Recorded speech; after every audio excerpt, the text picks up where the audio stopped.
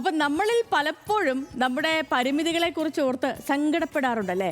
എന്നാൽ ഇന്ന് ഞാൻ പരിചയപ്പെടുത്തുന്നയാൾ തൻ്റെ ജീവിതം തുടങ്ങിയത് വെറും ഒരു ശൂന്യതയിൽ, നമ്മൾ വട്ടപ്പൂജ്യത്തിൽ നിന്ന് തുടങ്ങുന്നൊക്കെ പറയില്ലേ, അങ്ങനെ ജീവിതം തുടങ്ങിയ ഒരാളാണ്. കൃത്യം 160 വർഷങ്ങൾക്ക് മുൻപാണ് അമേരിക്കയിലെ ഒരു രാത്രിയിൽ തട്ടിക്കൊണ്ടു പോകപ്പെട്ട ഒരാഴ്ച മാത്രം പ്രായമുള്ള ഒരു അടിമക്കുഞ്ഞ്. അവനെ തിരിച്ചു കിട്ടാൻ അവൻ്റെ ഉടമസ്ഥൻ നൽകിയത് $300 വിലയുള്ള ഒരു കുതിരയായിരുന്നു. അമ്മയെ നഷ്ടപ്പെട്ട ഒരു കുതിരയ്ക്ക് പകരമായി നൽകപ്പെട്ട ആ കുഞ്ഞാണ് സസ്യശാസ്ത്രജ്ഞനും അധ്യാപകനും രസതന്ത്രജ്ഞനും ഒക്കെയായി ലോകം വാഴ്ത്തുന്ന ജോർജ് വാഷിങ്ടൺ കാർവർ. ഇന്ന് ജനുവരി 5 അദ്ദേഹത്തിൻ്റെ ഓർമ്മ ദിനമാണ്. പഠിക്കാൻ കൊതിച്ച അവനെ കറുത്ത വർഗ്ഗക്കാരനായതുകൊണ്ട് വിദ്യാലയങ്ങൾ പുറത്താക്കി. പക്ഷെ അവൻ തളർന്നില്ല.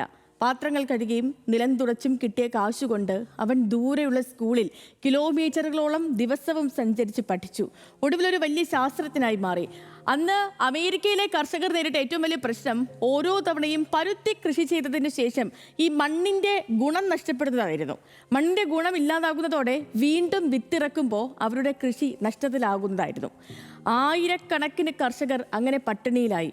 അവിടെയാണ് ജോർജ് വാഷിങ്ടൺ കാർവർ ഇടപെട്ടത്. മണ്ണ് ഫലപുഷ്ടമായി ഇരിക്കാനും പുനരുജ്ജീവിപ്പിക്കാനും പരുത്തി കൃഷിയുടെ ഇടവേളകളിൽ അദ്ദേഹം അവരെ നിലക്കടലയും മധുരക്കിഴങ്ങും ഒക്കെ കൃഷി ചെയ്യാൻ പഠിപ്പിച്ചു. പക്ഷേ ഒരു പ്രശ്നം കൂടി ബാക്കിയുണ്ടായിരുന്നു. ഇത്ര അധികം നിലക്കടല ആര് വാങ്ങുമെന്നുള്ളത്. അവിടെയാണ് അദ്ദേഹം തൻ്റെ വിസ്മയം വീണ്ടും കാണിച്ചത്. വെറും നിലക്കടലയിൽ നിന്ന് 300ഓളം ഉൽപ്പന്നങ്ങളാണ് അദ്ദേഹം നിർമ്മിച്ചത്.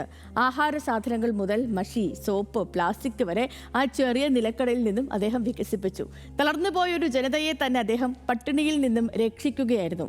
അന്ന് തോമസ് എഡിസണും ഹെൻറി ഫോർഡും വലിയ ശമ്പളമൊക്കെ വാഗ്ദാനം ചെയ്തിട്ടും തൻ്റെ കർഷകർക്ക് വേണ്ടി ആ പണം അദ്ദേഹം നിരസിച്ചു. ഒരു കുതിരയ്ക്ക് പകരമായി വിൽക്കപ്പെട്ട ഒരാൾ ലക്ഷക്കണക്കിന് മനുഷ്യരുടെ പട്ടിണി മാറ്റിയതാണ് നമ്മൾ കണ്ടത്. പ്രിയപ്പെട്ടവരെ, അടിമത്തത്തിൽ നിന്നും രക്ഷപ്പെട്ട് ഒരു ജനതയെ തന്നെ ഉണർത്തിയ ജോർജ് വാഷിങ്ടൺ കാർവർ കടന്നു വന്ന പ്രതിസന്ധികളെ ചിന്തിക്കുമ്പോൾ നമ്മുടെ ജീവിതത്തിലേക്ക് കൂടി ഒന്ന് നോക്കിയേ. നമ്മൾ എന്തിന് പരാതിപ്പെടണം?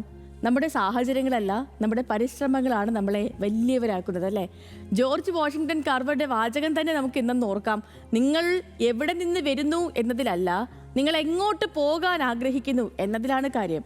ആ വലിയ ലക്ഷ്യബോധത്തോടെ നമുക്ക് ഈ മനോഹരമായ ദിവസം തുടങ്ങാം.